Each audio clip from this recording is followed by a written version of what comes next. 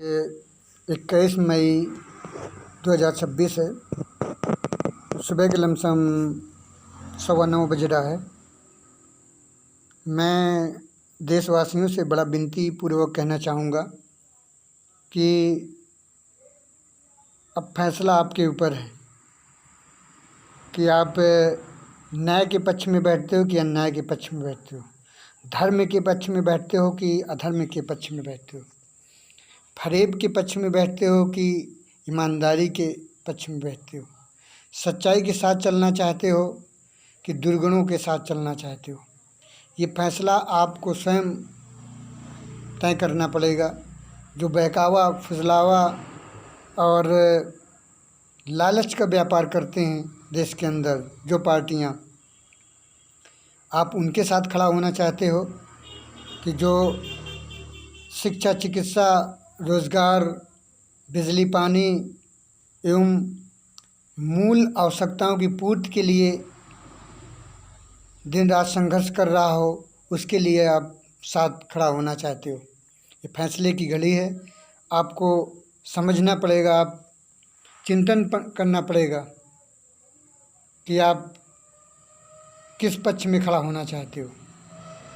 यह सत्ता पक्ष का जो भी है, आपने बहुत नज़दीक से जान चुके होंगे। इनका एक ही स्ट्रेटजी है, एक स्लोगन टाइप है, एक व्यवस्था टाइप है कि 1% का काम करो और 99% मीडिया के माध्यम से पूरे देश में प्रचार प्रसार हाईलाइट करके बता दो कि सत्ता पक्ष कितना ईमानदारी और तटस्थता के साथ बढ़िया काम कर रहा है। इनका कोई भी प्रोग्राम जो इनका ड्रीम प्रोजेक्ट हो वो आप उठा के देख लीजिए। आप स्वतंत्र हैं, आपके सामने अच्छाई बुराई चल रही है, आपको निर्णय करना है। इनका कोई भी प्रोजेक्ट ले लो जो जिसमें ये पारदर्शी ढंग से सही काम किया हो। बस ये ज़रूर कहेंगे कि गरीबों के, माताओं बहनों के आंसुओं को पोंछने के लिए, धुआं को दूर करने के लिए हम गैस के सिलेंडर दे रहे हैं, गैस के कनेक्शन दे रहे हैं। सच है, इन्होंने गैस के कनेक्शन करवाए, बहुत सारे करवाए, जो कि शायद इतने कनेक्शन पहले न हुए होंगे। लेकिन हुआ क्या, कितने लोग गैस में, सिलेंडर में गैस भरा रहे हैं। ये निर्णय देश की भोली भाली जनता को करना पड़ेगा। कितनी महंगी हो गई गैस, इस पर निर्णय देश की जनता को करना पड़ेगा। इनके ड्रीम प्रोजेक्ट हैं, बहुत बेहतरीन वाले प्रोजेक्ट हैं। इसी तरह जन धन का जो खाता खुलवाना था, मोदी जी ने सारे देशवासियों को खुलवा दिया कि देखो डिजिटलाइजेशन हो रहा है, डिजिटल से सभी पूरा गरीब से गरीब हर परिवार जुड़ रहा है और हर परिवार का एक खाता हो रहा है। उसका असर क्या हुआ, सारा पैसा निकाल के बैंकों में जमा करा दिया और नीरो और कौन कौन चौकसी ले लेके भाग गए। तो क्या कहते हैं कि इनके कोई भी प्रोजेक्ट उठाओ, सब में फरेब, सब में चापलूसी, सब में बेईमानी, सब में घोटाला, सब में दलाली, सब में भ्रष्टाचार, मतलब ये हो रहा है। फिर भी जनता निर्णय स्वच्छ नहीं कर पा रही। बड़ा हास्यास्पद हम लोगों के सामने आ जाती है चीज़ें कि देखो जनता परेशान भी हो रही है, न्याय भी बर्दाश्त कर रही है, उनके साथ जुल्म हो रहा है, अत्याचार, दुराचार, बलात्कार जैसी जघन घिनौनी घटनाएं हो रही हैं, उसको बर्दाश्त भी कर रहा है, फिर भी नहीं जाग रहा। तो फैसले की घड़ी है देशवासियों, फैसले की घड़ी है। आप किसके साथ खड़ा होना चाहते हो। ये लोग केवल भगवान की बात करते हैं, अध्यात्म की बात करते हैं। देश की आम आदमी पार्टी जो है, उसके एक हाथ में संविधान है तो दूसरे में अध्यात्म है, वेद हैं, गीता, महापुराण हैं, जो एक शास्त्र ही नहीं देश की सामाजिक, आर्थिक, पारिवारिक, सामाजिक व्यवस्था को व्यवस्थित करने का जो एक तरीका उसमें दिया हुआ है, देश का जो विज्ञान है, टेक्नोलॉजी है, वो उसमें दी हुई है। उसी टेक्नोलॉजी के माध्यम से आधुनिक युग का वैज्ञानिक आगे जा रहा है, क्योंकि ये हकीकत है कि कोई भी चीज़ का ज्ञानार्जन कभी कभी छोटी छोटी चीज़ों, जो छोटे छोटे पशुओं के माध्यम से मिल जाया करता है। एक मैं छोटा सा उदाहरण बताऊंगा कि आज भी परंपरागत रूप गांव में प्रचलित है कि चींटियां जब अंडे को ले जाती हैं तो ये संकेत मिलने लगता है कि ये बारिश बहुत तीव्र होने वाली है। तो ये कहीं ना कहीं मनुष्य को सीखने के बहुत सारे स्रोत हैं और उन्हीं के माध्यम से मनुष्य सीखता है। तो समझना है कि ये छलावे और झूठी परंपराओं को झूठा एक स्लोगन करके, झूठा प्रचार प्रसार करके सच दर्शाने की जो बात हो रही है, इस पर गौर करने की आवश्यकता है देशवासियों को। इनके जो भी काम किए होंगे आप देख लीजिए। गंगा सफाई के नाम से अरबों रुपए खजाने से निकल गए होंगे। अब मैं दावे के साथ कहता हूँ जितना ये सफाई किया होगा, इसमें 50% से ज़्यादा घोटाला मैं जानता नहीं हूँ, फिर भी मैं गारंटी लेता हूँ हुआ ही होगा। और इनसे ज़्यादा प्रकृति स्वयं साफ कर देती है। जब बरसात आती है, जब किनारों को लेके तेज़ी से बहाव होता है, तो सारा कचरा बड़ा बड़ा एक दुर्गंधित पानी और तमाम सारा एक कचरा, गोबर, जो भी चीज़ें हैं, वेस्टेज चीज़ें हैं, सबको बहा के समुंदर लेके चली जाती है और बढ़िया साफ कर देती है। और वाही ये प्रकृति के द्वारा सफा किए हुए अपना स्वयं लूट लेंगे, क्योंकि इनका यही रवैया है। तो समझना जनता को है कि बहुत सारी चीज़ें होती हैं, जनता समझ क्यों नहीं रही। कोई भी इनका काम ले लीजिए आप, जो समझो कि बहुत अच्छा हुआ। धन विदेशों से लाने की बात हुई, स्विस बैंकों में सुनने को मिला है उससे ज़्यादा पैसा जमा होने लगा है और जमा हो चुका है, और निकालने की बात कर रहे थे। इन्होंने रातों रात नोटबंदी की, सबको, गरीबों को लाइन में लगवा दिया। जितना इनका कॉर्पोरेट घराना था, जितना धनाढ़ घराना था, जितना पैसा वाला था, सारा रातों रात पैसा चेंज कर लिया। और सारा जितना भी काला धन था और जितना भी एक निरर्थक मनी थी जो हमारे लेखा जोखा में नहीं थी, वो भी जमा हो चुकी। बताइए, तो ये काला धन हटाने की बात कर रहे थे कि ये और काला धन छुपा रखा है तो उसको रजिस्ट्री के द्वारा रजिस्टर्ड करने की बात हो गई थी। तो बड़ा खेला है इनके। कोई भी जो प्रोजेक्ट ले लो, बड़ा हास्यास्पद हैं, बड़ा एक सुनने समझने में बड़ा एक मजाक जैसा लगा करता है कि ये करते क्या हैं, क्या परोस रहे हैं जनता को, और जनता कितनी सहज ढंग से इनके सारी चीज़ों को स्वीकार भी कर रही है। आज देश बड़ी चुनौतियों से गुजर रहा है। हर चीज़ में महंगाई, हर चीज़ में एक गरीब जनता को जो प्रमुख आवश्यक संसाधन होते हैं वो मुहैया नहीं हो रहे। कैसे गरीबों का भला होगा? ये गरीबों की बात करते हैं और गरीबों को ही निकाल के फेंकते रहते हैं। एक तरफ ये गरीबों की बात करेंगे, दूसरी तरफ उनके झोपड़ी झोपड़ा जो भी हैं, आवास, उनको तोड़ते रहेंगे।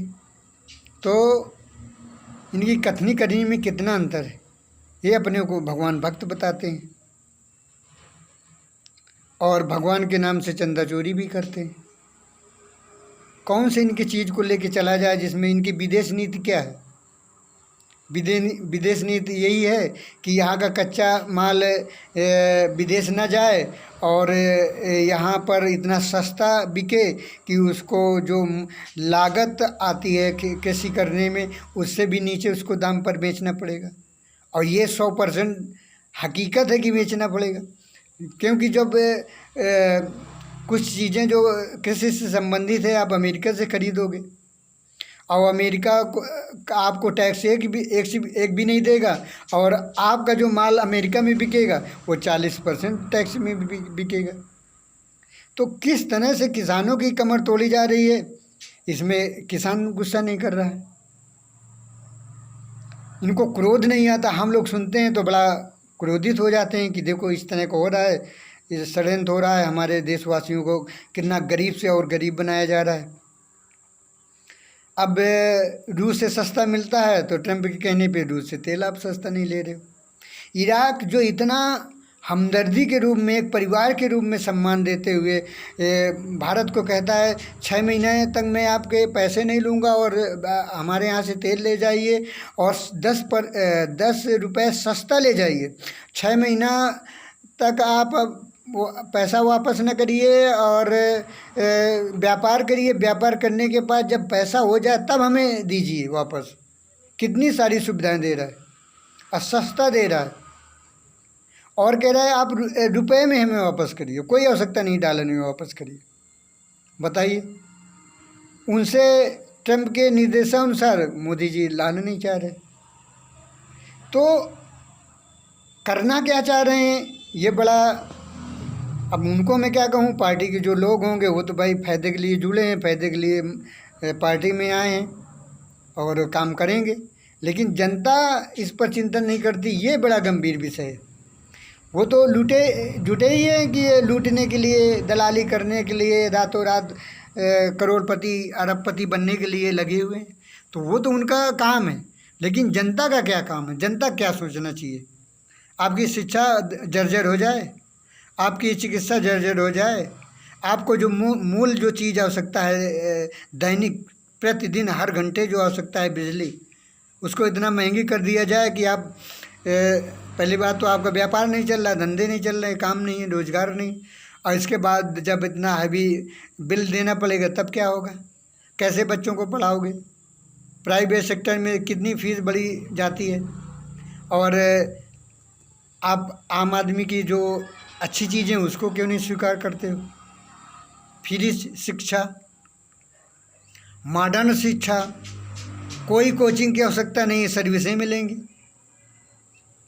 फ्री निःशुल्क इलाज, 200 प्रकार की जांचें, कोई गंभीर समस्या है ऊपर को रिफ़र करती हैं सरकार, और इसके बाद वहाँ आपका निःशुल्क बड़ा से बड़ा ऑपरेशन, बड़ा से इलाज हो जाता है। अब बताइए, हद तो आप हो गई कि ये पूरे देश में 5 लाख के ऊपर बीमारी का बीमा नहीं है, सहायता नहीं है। पंजाब सरकार 10 लाख दे रही है आपका एक चिकित्सा के लिए दे रही है। आम आदमी पार्टी कोई भी सैनिक मरता है तो उसको 1 करोड़ देती है, उसके सम्मान के लिए, उसके कुर्बानी के लिए, कुर्बानी ही कहेंगे। सत्ता पक्ष उसको कुर्बानी स्वीकार नहीं करना चाहती, उसको दायरे में नहीं रखना चाहती। बताइए, हर चीज़ों में कितना बड़ा गैप है। इस गैप को समझना पड़ेगा देशवासियों को। यदि आप नहीं समझोगे तो एक दिन और परेशान होगे, क्योंकि हम लोग तो परेशान चल रहे हैं तो इसलिए चिल्ला रहे हैं। आप अभी परेशान हो सकते हो, नहीं हो तो नहीं चिल्ला रहे हो, लेकिन जब परेशानी आएगी तो फिर उसका हल नहीं निकलेगा, क्योंकि ये लोग ऐसा अपना गढ़ मजबूत कर लेंगे कि उनको हटाना बड़ा मुश्किल है।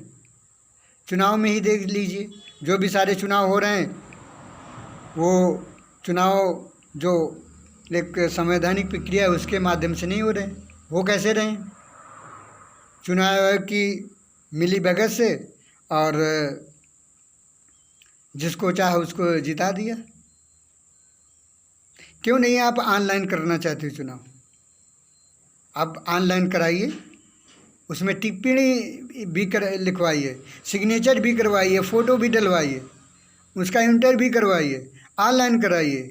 जो देश का आदमी देखना चाहता है वो आप दे सकता है। जब हाँ अथॉरिटी उसको गोपनीय रखना है तो गोपनीय रखिए, कि जब वो वही आदमी अपना वोट देखना चाहे तो उसको दिखा दीजिए, नहीं तो गोपनीय है। और उसको पर्ची भी मिलेगी मैं कहाँ पे डाला हूँ, और वो जानना देखना चाहता है कभी भी फार्म के माध्यम से आवेदन करे और उसके बाद देख ले मेरा वास्तव में मैं जहाँ डाला था वहाँ गया कि नहीं गया, मालूम पड़ जाएगी कि चुनाव गड़बड़ तो नहीं कर रहा है। तो अगर ईमानदारी की नीयत होती है तो बहुत कुछ अच्छे काम हो जाते हैं, और जब केवल नीयत में खोट होती है, केवल दिखावा होता है, बेईमानी होती है, लूट होती है, केवल लाभ दिखाकर लूटने की बात होती है, तो ये चीज़ सत्ता पक्ष से सीखना पड़ेगा देशवासियों को। किस गोल मटोल किस लच्छेदार भाषणों के माध्यम से जनता को लुभाना है, और जब सत्ता आ जाए तो फिर किस तरह से लूटना है, ये हकीकत है। तो मैं जनता से अपील करना चाहता हूँ पुनः कि मैं नहीं कहता कि आप किसको आप वोट दो। मैं जो भी संस्था से जुड़ा हूँ वो मेरा व्यक्तिगत विचार है, मुझको अच्छा लगता है जुड़ा हूँ, नहीं अच्छा लगता है नहीं जुड़ूंगा। लेकिन आप अपने सच्चे निर्णय से आत्मा से निर्णय करिए कि हमें वोट कहाँ देना चाहिए, कहाँ हमारे बच्चों का भविष्य उज्जवल है और निर्मल है, और कहाँ हमें सुख सुविधाएँ और जो आवश्यक चीज़ें होती हैं वो हमें मिल पाएंगी। जो संविधान के द्वारा जो चीज़ें हमें सहयोग में मिलती हैं वो हमें कब मिल पाएंगी, कैसे मिल पाएंगे, किस पार्टी के माध्यम से मिल पाएंगे, ये सारी चीज़ें आपको समझना है और सोचना है। इनके जो भी आपको सामने कोई भी इनके पार्टी का आदमी आके कहे कि देखो हमने ये काम किया है, उस काम को ही आप पैनी नज़र से देखना कि उसमें घोटाला ही घोटाला होगा। मैं बहुत पहले 2008 में सुना करता था कि ये देश के अंदर जीटी रोड बनेंगे और बड़े बड़े वो करने, उसको बनाते बनाते देखो आज 26 चल रहा है। और जबकि बांड था, एक ये था क्लियर निर्देश था कि 2000 तक ये योजना बहुत पहले की थी, अब 2008 तक कंप्लीट करना था, आज चल रही है।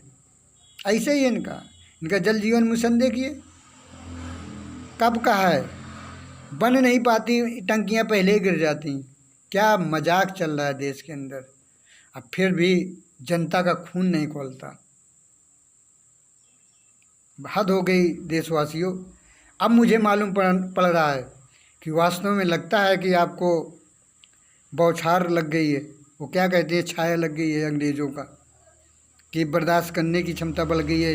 हिंदुस्तानी जो तत्व थे, स्वाभिमान गौरव महाराणा प्रताप का, आज भी बेचारे देखो उनके वंशज, दर्द होता है जब रोडों के किनारे वो मटकी बेचते हैं और छोटे मोटे काम करते हैं, कहीं धार देते हैं कृषि यंत्रों पर, कहीं कुछ छोटी छोटी चीज़ें बनाकर बेचते हैं, तो कहीं मच्छरदानी बेचने हैं, रोड के किनारे बेच रहे हैं।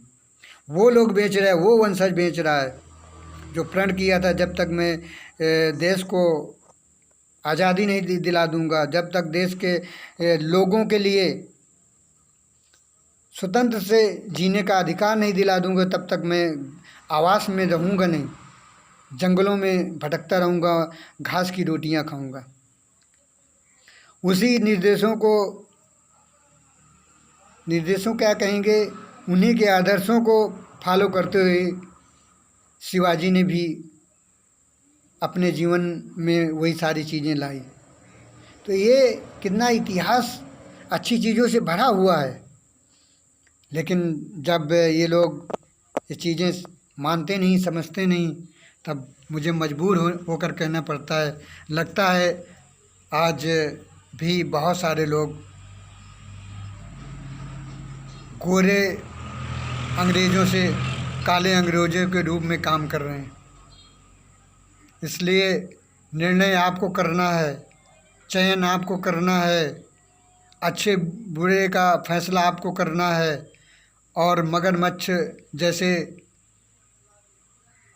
चेहरे को बदलने वाले, विचारों को बदलने वालों को पहचानना है। और जब पहचानोगे तब कहीं धीरे धीरे बदलाव आएगा देश के अंदर। देखो मेरा वीडियो बहुत बड़ा हो गया, अब मैं यहीं पे विराम देना चाहूँगा। जय हिंद, जय जय हिंदुस्तान।